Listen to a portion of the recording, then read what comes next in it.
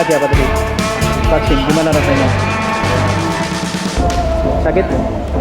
Enggak. Sebelumnya takut enggak? Nggak takut. Ini vaksinnya berapa deh?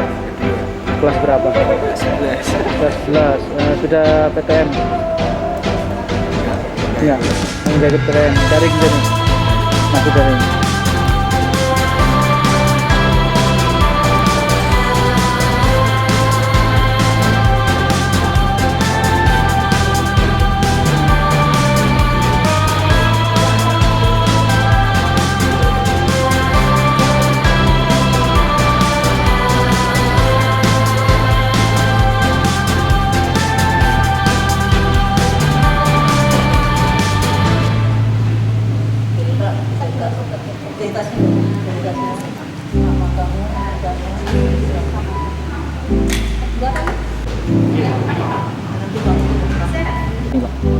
Ini hari ini ada kegiatan vaksin yang diadakan di SMK Sekolah Nusantara dan juga sekolah-sekolah di sekitar.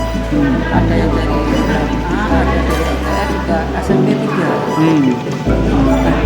Yang khusus untuk SMK sendiri, kegiatan vaksin ini bukannya tidak lanjut dari PTM tatap muka yang lanjutan dan PTM itu langsung dievaluasi semuanya penutupan maksimal kita masuk sekolah. Karena dari pihak wali itu